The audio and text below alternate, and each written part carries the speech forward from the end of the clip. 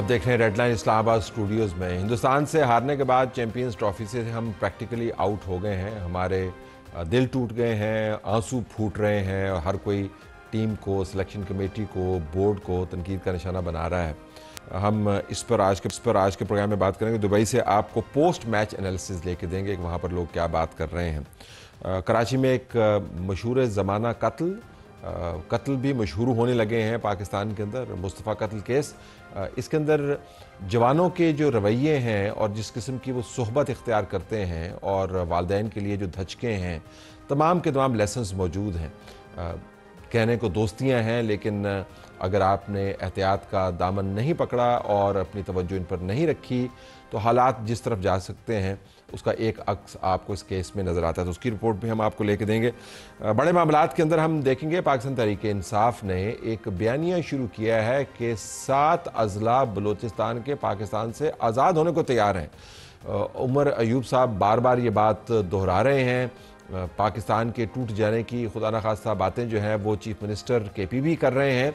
तो आज हम ज़रा इसका तजिया करना चाहते हैं कि ये बयानात तवातर से क्यों जारी हैं और बलूचिस्तान में क्या ऐसा हो रहा है जिसके नतीजे में ये बयानात बन रहे हैं। इसमें हमारे पास सेनेटर ओन अब्बास साहब मौजूद होंगे तहरीक-ए-इंसाफ की तरफ से, और फिर हम बात करेंगे राना सनाउल्लाह खान से भी। सेनेटर ओन अब्बास साहब से बात कर लेते हैं, तहरीक-ए-इंसाफ के रिप्रेजेंटेटिव हैं, उनसे पूछते हैं कि ये माजरा क्या है। ज़रा मैंने मुतारफ़ करवा दिया इंट्रो के अंदर इशू को। ये आपकी जमात क्यों कह रही है कि बलूचिस्तान के 7 अजला जो हैं वो आज़ाद होने जा रहे हैं? आई कैन अंडरस्टैंड कि आप उसके अंदर एक एलिमेंट ऑफ एक्साइटमेंट डालना चाहते हैं, लेकिन ये कुछ ज्यादा ही नहीं है। ऑफिशियल बयानिया है, ये क्या है? गुस्सा निकालने, व्हाट इज दिस? बिस्मिल्लाह। जिसने भी 7 डिस्ट्रिक्ट रखा है, मुझे अंदाजा नहीं उनके पास प्रीएम्प्ट क्या है या कंटेंट क्या होगा, बट मैं अपनी थोड़ी सी रीडिंग बता देता हूँ। आज से 3 दिन पहले मैं मुल्तान में एक शख्स के घर गया। आपको शायद याद होगा कि क्वेटा से एक बस आ रही थी जिसमें कोई तकरीबन 40 के करीब लोग थे, या 4 डेज बैक। तो उसमें से 2 लोग मुल्तान के भी थे। तो जब मैं उसके बेटे से जाके मिला तो उसने कहा जी कि रकनी से हार्डली 5 किलोमीटर्स भी है। रकनी ये जहाँ पे हमारा बॉर्डर आता है डेर गाजी खां के साथ बलूचिस्तान का, 5 किलोमीटर पहले उन्होंने बस को रोका, दे टुक, सबको नीचे उतारा और ID कार्ड चेक, उनको बार्ब्ड वायर के साथ हैंडकफ किया, make them run and headshot किया पीछे। तो वो लड़का मुझसे पूछना चाह रहा था कि ओन भाई ये हो क्या रहा है, व्हाई इज दिस, और 25 लोग they still missing. In the last 3 months इस तरह के 3 वाकयात हुए जिसमें 100 से ज्यादा लोगों को गोली मारी गई ID कार्ड चेक करने पे। लेकिन ये लास्ट 3 months में तो नहीं हो रहा। 3 months नहीं, मैं कह रहा हूँ सिर्फ लास्ट 3 months से तो नहीं हो रहा ना। तो द पॉइंट है, तो आप जब रिकॉल करते हैं तो आपने फिर उसको बताना था कि बच्चे ये कब से शुरू हुआ है, उसमें हमारी रिजीम। मैंने उसको कुछ नहीं कहा। मैंने ये नहीं कहा कि हमारी रिजीम, मैंने उसे कहा कि yes state is doing something about it. But मेरा आपसे एक क्वेश्चन है, क्या इसके ऊपर स्टेट ने कभी कुछ सीरियसली सोचा है कि what is going wrong with it? मतलब आप ये सड़कें वो है जो लोरा लाई से डायरेक्ट पंजाब को राइम आती है, तो 7 अजला की बात नहीं कर सकता। But yes I can talk कि क्वेटा, चुंगी, कैंट से बाहर every district is in a wreck problem. हर जगह पे सिचुएशन है जो आपके मेरी सोच से बाहर है। So you start from Gwadar up till Quetta, you start from Quetta और पूरा नीचे की तरफ डेरा गाजी खां तक आए, सारा पूरा का पूरा बलूचिस्तान लॉलेसनेस का शिकार हो चुका है। तो 7 अजला जो वो कह रहे हैं, मुझे अंदाजा नहीं पूरे बलूचिस्तान में सिचुएशन है कि कोई मुझे आर्गुमेंट असर की नमाज के बाद no one can come out on the road. हम आपसे इत्तेफाक करते हैं, हम इसको हाईलाइट भी करते रहे, लेकिन इसको आर्गुमेंट को टर्न अराउंड करते हैं और उसको हम चाहते हैं कि इसको सयाको सबाक में रखें। तो आप तो कुरम की रोड भी नहीं खोल पाए ना। फिर अगर आपने बलूचिस्तान की बात कर रही है तो फिर आप KP की भी बात करें, फिर आप सूबों की बात ना करें, फिर आप ये कहें कि दहशतगर्दी पाकिस्तान के अंदर मौजूद है। फिर आपको ये भी देखना होगा दहशतगर्दी के मुहर्रकात क्या हैं। फिर आपको इमरान खान की पॉलिसी के ऊपर जो सेटलमेंट आपने करवाई उसके ऊपर जाना होगा। You see everything is connected. बिल्कुल है, perfectly fine, but Kurram is a different, उसकी पूरा कॉम्पोजिट डिफरेंट है। वहां पे लैंड डिस्प्यूट्स भी हैं और आज से नहीं है, पिछले 250 साल से है ये सिंस जब से ब्रिटिश आए थे वहां पे, उन्होंने वहां पे आके लैंड रिफॉर्म्स का सिस्टम डाला था जिसमें डिवीजन्स की थी between the 2 groups of the local people जो वहां के वॉरलॉर्ड्स थे। वो तब से इशू आया। मैंने आपको बड़ी एग्जांपल दे दी, लेकिन आपके चीफ मिनिस्टर के अपने अजला जो हैं उसमें क्या हो रहा है? वहां पे तो सेक्टेरियन इशू नहीं है ना, वहां पे दहशतगर्दी है। ठीक है, द होल पॉइंट अगेन, मैंने ऐसा कभी नहीं कहा कि KP में नहीं है। आप करक से नीचे टुवर्ड्स डेरा इस्माइल खां जाएं और डेरा इस्माइल खां टांग तक चले जाएं, इंस्टीट्यूशन वैसे ही है। बट डू यू थिंक कि ये चीफ मिनिस्टर जो KP है या जो वहां की लोकल पुलिस है वो इन मामलों को संभाल सकती है? वो तो कहते हैं हमने अफगानिस्तान तालिबान से जाके बात करनी है। लेवल पे ये इश्यूज चले गए वो तो अब किसी के कंट्रोल में ही। और ये हकीकत ही है कि आप कुरम से ले, कुरम तो चले कुरम, मोहम्मद और ये जो हमारे 7 डिस्ट्रिक्ट्स हैं उनको छोड़ दिया जाए, साउथ केपी में भी शाम को असर के बाद अब कोई नहीं निकल सकता। मीर अली, मीरन शाह में ये सिचुएशन है कि अगर शाम को कोई लोग वहां पे कुछ ऐसा करें, नोबडी कम्स आउट। साहब इस पे तवज्जो देना, आपने 25 तारीख को जुनैद अकबर साहब ने बस एहतराम, वो हम उनकी बड़ी इज्जत करते हैं, he is a solid worker, लेकिन आपने 25 तारीख को एहतजाज का ऐलान किया है, दहशतगर्दी के खिलाफ नहीं। आपने 25 तारीख को एहतजाज का ऐलान किया इमरान खान की रिहाई के लिए अपने ही सूबे के अंदर, जिसके अंदर दहशतगर्दी भी मौजूद है, जिसके बाजू के अंदर बलूचिस्तान है। तो आप फिर इस पे बात करें ना, आप एहतजाज करते हैं इमरान खान के लिए, एतराज करते हैं दहशतगर्दी के ऊपर। अच्छा खैर, वो जो ब्रेकअप था वो दादा मरहूम के टाइम पे नहीं होता, it was after Yahya Khan, that was at exact time. 2 साल में नहीं होता था, इतनी तारीख आपने पढ़ी है, 2 साल में नहीं होता। चले 2 साल के ले ले, बट 1958 से लेकर 1938 तक जो किया मशरिक़ी पाकिस्तान में, तो पीछे जाते फिर तो सारे के सारे स्टार्ट करेंगे, फिर तो मतलब you know everyone from the 47 से शुरू कर रहे हैं, तब से एवरीवन, तब से ये साहब तब से लगे हुए थे। अयूब खान साहब अपने नाउ सारे इश्यूज सबके ऊपर आएगा, it's not from that one. नहीं बिल्कुल, मैं सिर्फ ये कह रहा हूं, और याह्या खान को भी अयूब खान भी हैंड पिक किया, लीविंग दैट असाइड। तो आप दहशतगर्दी के ऊपर एतराज करते हैं और एहतजाज करते हैं इमरान खान के लिए, मिसाल देता हूं, अगर हम फॉर एग्जांपल हम दहशतगर्दी के खिलाफ प्रोटेस्ट करते हैं, आज मैं आपसे एग्जांपल, अब महंगाई भी तो है, महंगाई पे प्रोटेस्ट क्यों नहीं करते? इश्यूज तो फिर बहुत सारे, लॉलेसनेस एक इशू है, महंगाई देखें, बेरोजगारी भी इशू है, फाइनेंशियल क्रंच, इकोनॉमी भी इशू है, इश्यूज तो फिर 10,000 है।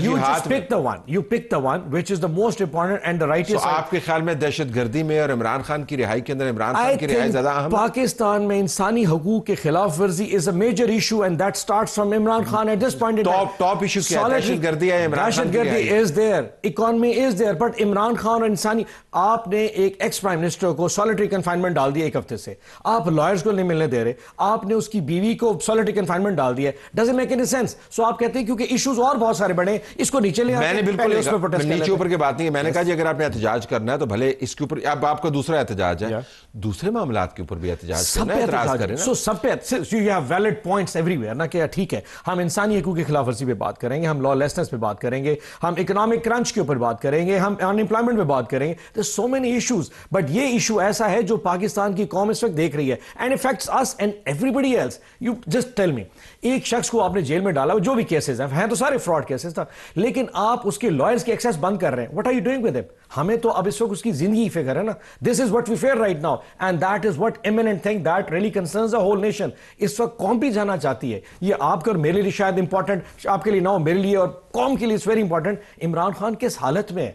Why is not giving access by the lawyers? नहीं, lawyers की access, उनकी access लोग उनको जाके मिलते हैं 10 days लोग उनको जाके मिलते 10 days के अंदर क्या होता है, लोग उनको जाके मिलते हैं। What is the reason? हर मुकदमे के बाद वो सहाफियों के साथ प्रेस कॉन्फ्रेंस करते हैं। तले साहब पिछले 10 दिन से ऐसा कुछ नहीं हो रहा। What do you think? What is आपको going on? आदत पड़ गई है ना कि हर दूसरे दिन आपको प्रेस कॉन्फ्रेंस की आदत पड़ गई है। उन जज कौन से पाकिस्तान के प्राइम मिनिस्टर को, बस मजे की बात, एक बात, हर जज जो है हफ्ते में 2 पेशी देता है और इतनी जल्दी केस है, क्योंकि बुध को भी लग रहा था, हफ्ते को भी लग रहा था, एंड वो परफेक्टली फाइन, हमें पता है हर केस में सजा होनी है, बट नाउ पिछले 2 हफ्ते से जज साहब सजा देनी बंद कर दिया। इमरान खान की अडियाला से एक नेटफ्लिक्स चाहिए ना आपको, नेटफ्लिक्स ही चाहिए हमें, तो वो चाहिए जो जिस तरह जुडिशियल एक्टिविज्म चल रहा था, suddenly it has stopped. Why? It's the reason behind it. Toshakhana 2 की पेशी जो है ना, वो अनडेटेड है, उन्होंने डेट नहीं दी। ये पहली दफा है कि इतनी जल्द अरबाब इक़्तिदार को, खान साहब को सजा देने पे उन्होंने पेशी देने से, इसी अदालत के अंदर से आपको साइफर में रिलीफ मिली है ना? यू मीन सेशन कोर्ट से मिली है ना?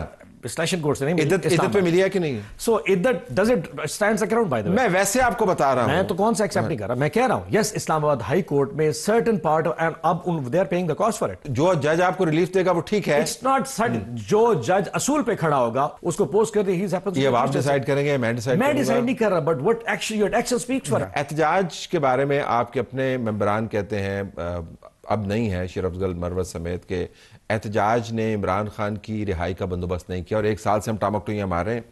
अब वाकई तुम समझती हैं कि बाय एक्सेंचुएटिंग द नेगेटिव, यानी मनफियत को फैला के आप इमरान खान के लिए कोई सर्विस क्रिएट कर रहे हैं, उनके लिए सहूलत मुहैया कर रहे हैं? What options do we have? Negativity वाली बात की तरफ मैं नहीं जाना चाह रहा, that's your opinion, I may not agree with it, but आप क्या समझते हैं कि हमें क्या करना चाहिए as a political party? Protest करने के लिए हमारे पास क्या है?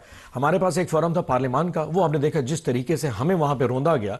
आई मीन आज से एक हफ्ता पहले वहां पे किसी को बात ही नहीं करने देते। 26वीं आईनी तरमीम बात करने की हमें इजाजत दी गई थी। आपके सबसे बड़े एलआई कौन है? मौलाना फजल रहमान इस वक्त जी, तो उन्होंने फैसिलिटेट किया ना 26वीं आईनी। फैसिलिटेशन उनकी हद तक थी। गवर्नमेंट की फैसिलिटेशन पता क्या थी? 10 एमएनएस को रात को उठा के ले गए and they were picked up, बताओ वोट करने के लिए आओ। 11 लोग वेटिंग में इंतजार में बैठे थे। वोट कैसे होते? कर्नल लियाकत नहीं करवाता था? I don't even know colonel Liaquat, you might know better, मैं तो हमने अखबार में मैं कभी नहीं मिला ना। I don't even know। नहीं, आपकी जिम्मेदारी की बात नहीं कर रहा हूं, वो तो अखबारात में हर जगह करता होगा प्रॉब्ली उस वक्त, शायद इनके लिए, हमारे लिए करता होगा, आज उनके लिए करता होगा। बट 26वीं आईनी तरमीम जिसके नतीजे में इस वक्त सारी सुप्रीम कोर्ट बन रही है, पूरी अदलिया का system change. So you have placed in parliament which suits you, you have placed a judiciary that suits you. तो आपका ऑप्शन ये कि अपना सूबा बंद कर दें? 25 नो सूबा बंद करें, ऐसा कुछ नहीं कर। उन्होंने कहा प्रोटेस्ट करेंगे, the world should know it. देखिए प्रोटेस्ट करने का मकसद क्या होता है? दुनिया को एक पैगाम देना कि something is going wrong down there. अब उसकी प्रेस कॉन्फ्रेंस में इतला नहीं जा सकती, पार्लियामान में हमें तकरीर नहीं करने देते। यू डिप्टी चेयरमैन सेनेट को आपने देखा जिस किस्म की गुफ्तगू इस्तेमाल कर रहे थे। I mean that kind of resolution that won't work. वहां पे अर्दली अर्दली कहते रहते हैं। अर्दली, you know what it did to us? अर्दली तो बहुत दूर की बात है ना। उसने पहले आके कहा कि स्टार्ट योर बार्किंग, आप अपनी भौंक बंद करेंगे तो बात आगे चलेगी। This is what it did to us.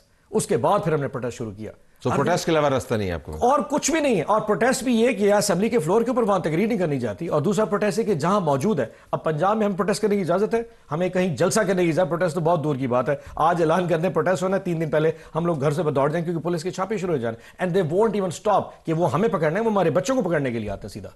Have to leave it there. बहुत शुक्रिया नाज़रीन, हमारा प्रोग्राम जारी है।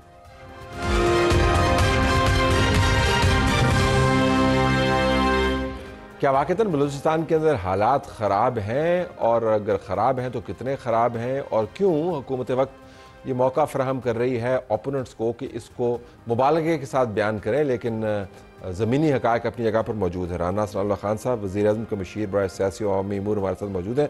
राना साहब बहुत शुक्रिया। राना साहब, अब हमें 2 पिक्चर्स बनती हुई नज़र आ रही हैं। एक तरफ लाहौर के अंदर हॉर्स एंड कैटल शो, वहाँ पर फ़ौज का सरबराह भी है, चीफ मिनिस्टर भी है, धूम धड़क्का है और रेल पेल है, आपको ना एक मुस्बत वाइब्स आती हैं। दूसरी तरफ जब हम देखते हैं कि बलूचिस्तान के हालात दहशतगर्दी अरूज पर है, केपी के हालात दहशतगर्दी अरूज पर है, ये डिबेट कहीं आपके अंदर हो रही है कि हालात इतने ख़राब हैं कि इस तरफ मामला जा सकते हैं? नहीं, देखें तला साहब, ये अगर यानी पंजाब में फेस्टिविटी है और हालात नॉर्मल हैं, तो बलूचिस्तान में भी आपके इल्म में होगा कि 1 साल कबल बल्दियाती इलेक्शन हुए हैं। उसके बाद फिर पिछले साल जो है वो जनरल इलेक्शन हुए हैं और वहाँ पे कोई ऐसे वाक़यात नहीं हुए। मामला वहाँ पे ये है कि वहाँ पे दहशतगर्द या दहशतगर्दी जो है वो फ़ॉरेन फंडेड है और पाकिस्तान की दुश्मन कुव्वतें और दुश्मन एजेंसी जो है वो उन दहशतगर्दों के पीछे हैं। वो उन दहशतगर्दों को हर किस्म का जो है वो यानी सामान मुहैया करते हैं और वो दहशतगर्द जो हैं वो पाकिस्तान के ख़िलाफ़, रियासत के ख़िलाफ़ जो है वो कार्रवाई करते हैं। और कार्रवाइयाँ उनकी क्या हैं कि जी बस को रोक लिया, रोक के लोगों को उतार के उनके शनाख्ती कार्ड चेक किए और बेकसूर लोगों को जो है वो मौत के घाट उतार दिया, उनको शहीद कर दिया। मामला ये है कि ये जो दहशतगर्दी है ये पाकिस्तान की दुश्मनों की जो है वो बैकिंग से हो रही है, उनकी इमा से हो रही है, उनकी हमायत से हो रही है। इसके पीछे बलूचिस्तान का आम आदमी नहीं है, लेकिन जब उमर अयूब जो अब पाकिस्तान तहरीक-ए-इंसाफ को सीनियर लेवल पर रिप्रेजेंट करते हैं, असेंबली के अंदर मौजूद हैं, अब ये बंदा जो है ये बलूचिस्तान के अंदर से नहीं कह रहा ना, ये हज़ारा बेल्ट में से, हरीपुर में से ये जीत के आए हैं, पहले आपकी जमात में होते थे, इनके वालिद जो है वो आपके साथ रहे, अयूब खान साहब जो हैं उनके बारे में हम सब जानते हैं। अब ये बातें कर रहे हैं, इसकी क्या वजह आपको लगती है? नहीं, इनकी वजह ये है कि इनका अपना जो पॉलिटिकल बयानिया है, जो पॉलिटिकल इनका एजेंडा है, वो भी ऐसा ही है बिल्कुल। ये रियासत के ख़िलाफ़ जो है ये अपना सारी इनकी पॉलिटिकल पॉलिसी है और ये अपनी यानी सियासत को बेहतर करने के लिए या कामयाब करने के लिए ये बाकायदा तौर पे जो है वो इस वक्त पाकिस्तान के मुखालफ जो है ये सारी कार्रवाइयाँ करें। 9 मई को क्या किया इन्होंने, उसके बाद इनका क्या बयानिया है? आप मुझे बताएं कि क्या बलूचिस्तान में दहशतगर्द जो है वो किसी जगह पे भी लॉ इन्फोर्सिंग एजेंसीज़ को जो है वो चैलेंज करने की पोजीशन में है? वो किसी जगह के ऊपर एक यानी एक महल्ले, एक इलाके, एक कस्बे के ऊपर अपना कंट्रोल जो है वो कायम उन्होंने किया है KPK में या बलूचिस्तान में? अब ये जो है कि पहाड़ों से 10 आदमी उतरें, आगे बस रोकें और बंदों को मार दें, या किसी और जगह पे इस किस्म की दहशतगर्दी की कार्रवाइयाँ करें, तो इस किस्म के जराइम पेशा लोग तो लाहौर में भी हैं, कराची में भी हैं, मुल्तान में भी है। लेकिन राना साहब माजरत के साथ आप जराइम पेशा अफराद ये तो और चीज़ है। जराइम पेशा अफराद को एक स्ट्रेटेजिक थ्रेट के साथ कंपेयर नहीं कर सकते। जिनके घर में तीमारदारी के लिए वज़ीर-ए-आज़म साहब जाते हैं, मौलाना फजल रहमान, बड़ी अच्छी बात है, हमने आपसे एक और प्रोग्राम में इस पर भी बात की थी, वो ये कहते हैं कि KPK अजला के अंदर और BC उन्होंने नाम लिए हैं, आप 4 बजे के बाद वहाँ पर मूव नहीं कर सकते, वहाँ पर वो लोग गश्त कर रहे होते हैं, वो मूव कर रहे होते हैं। बलूचिस्तान के अंदर भी यही कहा जाता है कि ख़ास वक्त के बाद आप वहाँ पर मूव नहीं कर सकते। तो ठीक है, इलाके उनके पास नहीं हैं, लेकिन आप उस थ्रेट को इतना मिनिमाइज तो ना करें ना कि लाहौर के जो क्राइम पेशा लोग हैं या किसी और जगह के उनके बराबर हैं। ऐसा तो नहीं है राना साहब?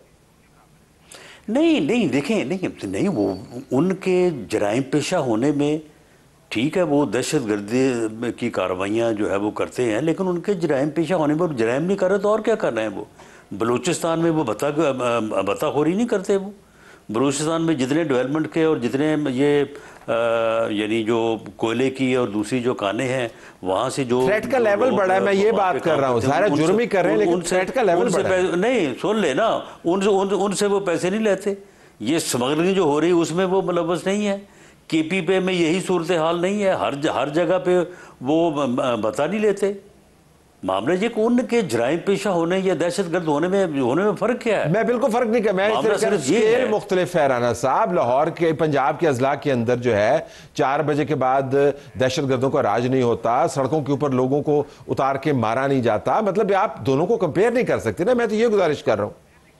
नहीं देखें, मामला ये है कि अब इस बात का जो है वो एहतमाम या इस बात की जो है वो तवज्जो तो दी जाती है कि इस तरह से लोग जो है वो सफ़र न करें जिस तरह से ये 2 दिन कबल जो है वो बस को रोका गया।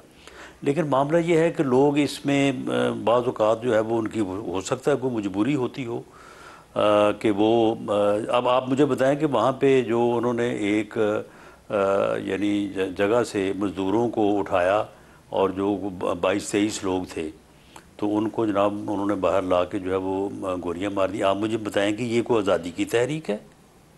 ये जराइम पेशा लोग नहीं हैं। ये लोगों को जो है वो वहाँ पे कारोबार करने, वहाँ पे काम करने से सिर्फ इसलिए नहीं रोक रहे कि लोग जो है वो इनको बता दें, लोग इनको पैसे दें। इसके अलावा और बताएं मुझे उनका तो राना साहब तवाइफुल मुलूकी है ना, फिर वहाँ पर ये जो फिर कहाँ पे रियासत की रिट?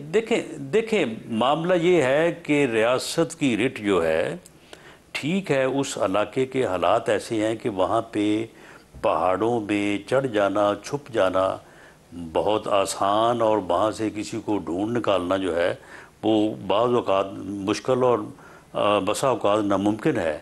लेकिन मामला ये है कि ऐसा तो नहीं है कि वहाँ पे कोई अवामी मूवमेंट है, वहाँ पे कोई सियासी मूवमेंट है, वहाँ पे लोग जो हैं वो इन लोगों के अगर इन लोगों के लोग पीछे हों या इन लोगों को वो अपना रहनुमा मानते हों या इन लोगों की कुव्वत हों तो फिर इन लोगों को ये काम करने की ज़रूरत क्या है? फिर इन लोगों को दहशतगर्दी के वाक़यात करके लोगों को हलाक करने की क्या जरूरत है? लेकिन राना साहब इसको हल तो किसी ने करना है। ये वाक़यात तो लाहौर में भी होते रहे। नहीं, ये वाक़यात तो लाहौर में भी होते रहे। लाहौर तक दहशतगर्द पहुंचते रहे। नहीं, वो तो पुराने जमाने में पहुंचते रहे जी। अब तो बाकायदा उनका डिक्लेयर्ड एजेंडा है, वो तालिबान की तरफ से सपोर्ट है, UN उसके ऊपर रिपोर्टें कर रहा है। तो मैं दोबारा गुजारिश करूंगा कि दोनों का स्केल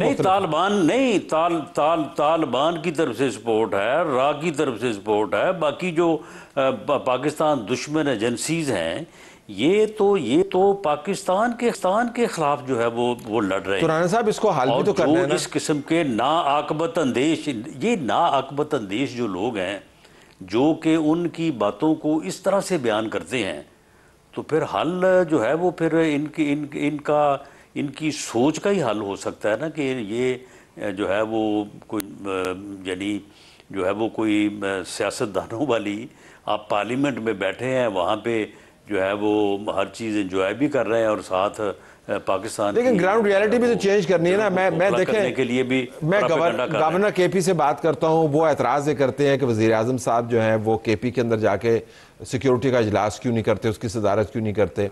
मैं बलूचिस्तान में अपने दोस्तों से बात करता हूँ, बहुत सारे सियासतदानों का मानना है कि वहाँ पर वज़ीर आज़म साहब को आना चाहिए था। ठीक है कि आप कह सकते हैं कि जी वो मामलात नहीं है जिसकी तरफ वो मरयूब इशारा कर रहे हैं, वो उनकी अपनी सियासत है, लेकिन आपको ये काम करना चाहिए ना, वो काम नहीं हो रहा।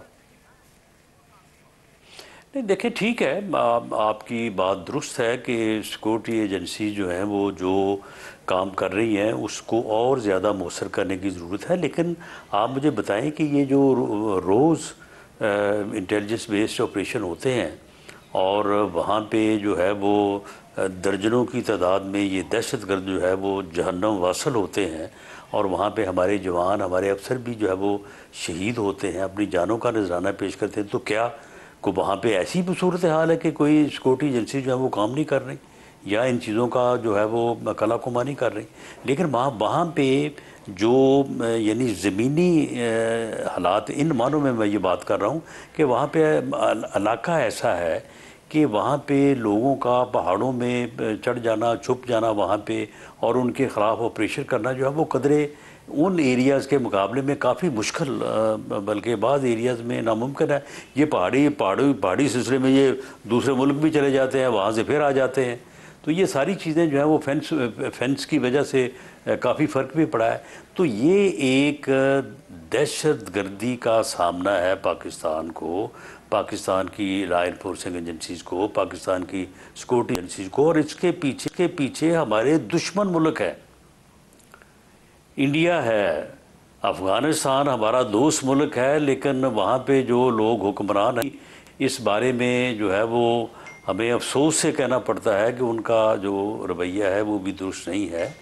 तो उनकी वजह से जो है ये हालात जो है वो बाज़ औक़ात ऐसा लगता है कि वाक़यात जो है वो ज़्यादा होते हैं और उनके कंट्रोल में जो है वो दिक्कत पेश आती है। लेकिन ये कोई पॉलिटिकल मूवमेंट नहीं है, ये कोई ऐसा मामला नहीं है कि कोई ये कहे कि जी वहाँ पे लोग जो है वो आज़ादी हासिल करना चाहते हैं। दहशतगर्द किस किस्म की आज़ादी हासिल करना चाहते हैं? वो तो पाकिस्तान को जो है वो नुकसान पहुँचाना चाहते हैं। और इंशाअल्लाह ताला जब तक पाकिस्तान की फोर्सेस हैं तो पाकिस्तान से दहशतगर्दी और इस किस्म की कार्रवाई से नुकसान नहीं पहुँचाया जा सकेगा। राणा साहब, I have to leave it there. बहुत शुक्रिया, आपने हमें ज्वाइन किया। नाज़रीन, इसके बाद हम आपको लिए चलेंगे दुबई।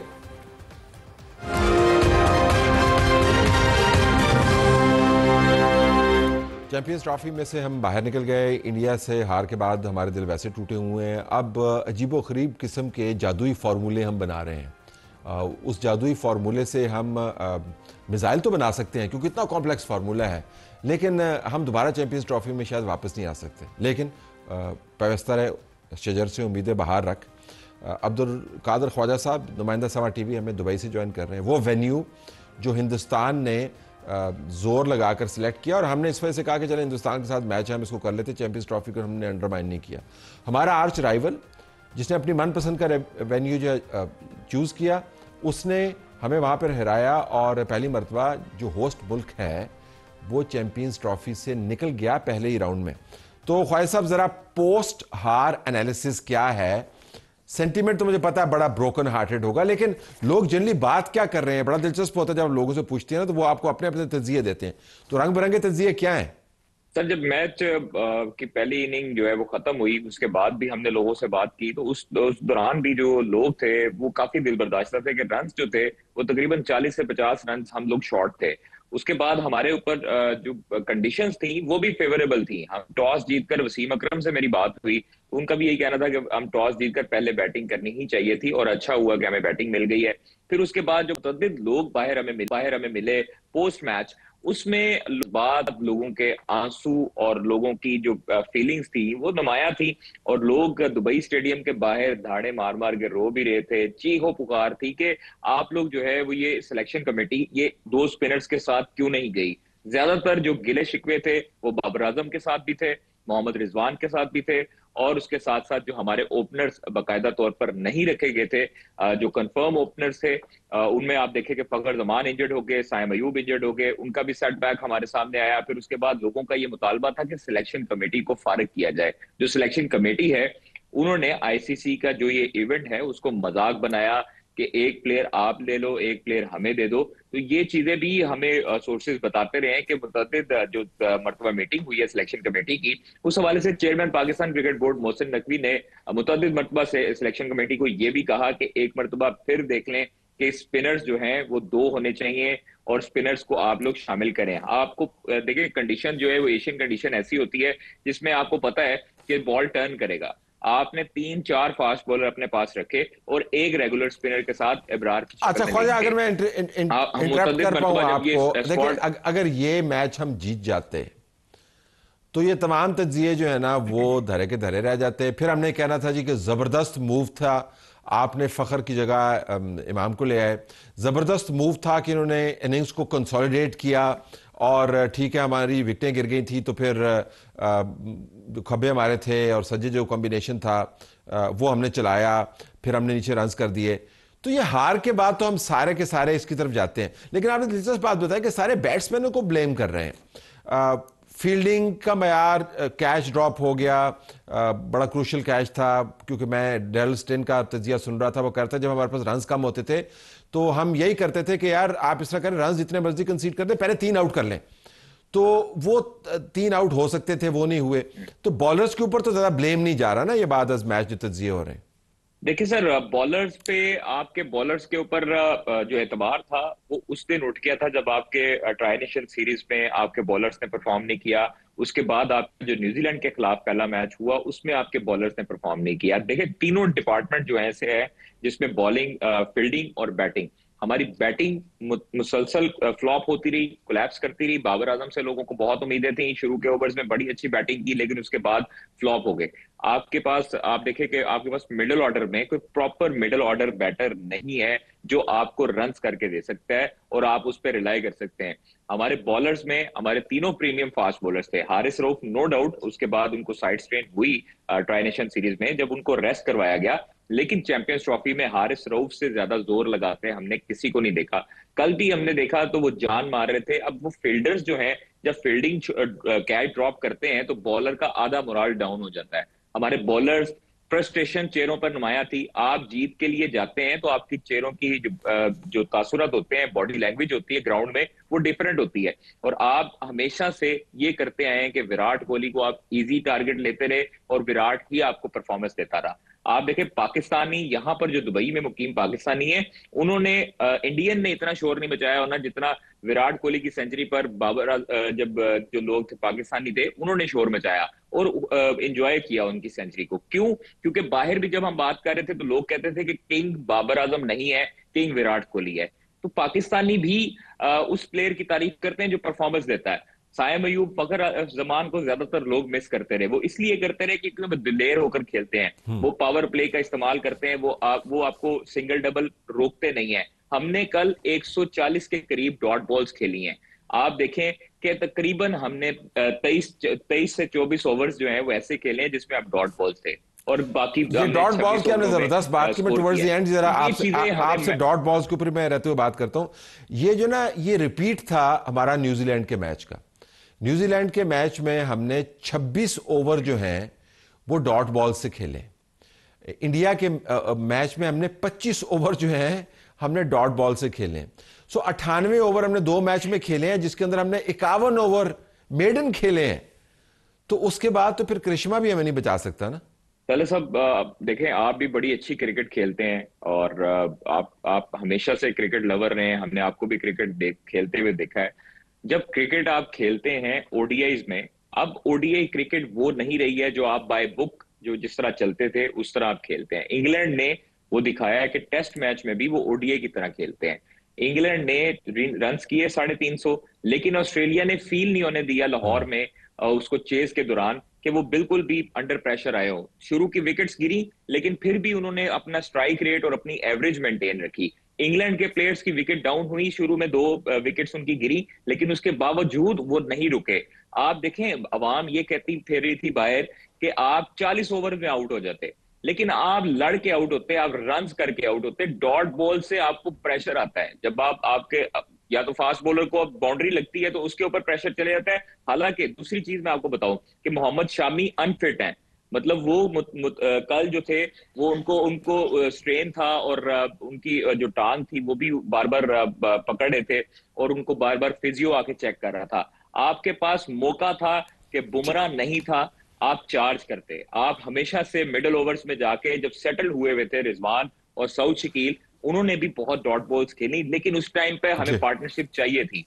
अब जब सेट हो गए थे उसके बावजूद आपको चाहिए था कि आप इनिंग को बिल्ड करके जाते। विराट कोहली सर 5वें ओवर्स में आया। जी बिल्कुल सही कह रहे हैं आप। विराट ने जो है वो अंडर 70 के ऊपर वो खेल रहा था, फिर उसके बाद 80 के ऊपर गया और जब उसने 100 किया तो 90 के ऊपर गया। 7 उसके चौके हैं, उसने भाग भाग के रन्स बनाए हैं। तो आपको इनिंग्स बिल्ड करते हुए भी जो है ना स्ट्राइक रेट जो है 90-100 के करीब रखना होगा। Thank you very much. अब तो ये तज्जिया हम करते रहेंगे, लेकिन इससे सीखना हमें बड़ा चाहिए जी। मेरा ख्याल था कि न्यूजीलैंड के मैच में जब हमने गलतियां की हैं, हो सकता है वो इंडिया के मैच में हम ना दोहराएं।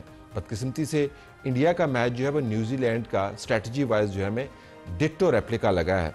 अब तो खैर हम ट्रॉफी से बाहर हो गए हैं, लेकिन अभी भी हमें लोग कह रहे हैं जी कि कुछ पता नहीं होता जी वक़्त दा। तो चलें फिर इंतज़ार करते हैं कि जो तो कुछ पता ना चले तो ऐसे फिर फाइनल पहुँच जाइए। ब्रेक के बाद हमारा प्रोग्राम किसी और इशू पे जाएगा।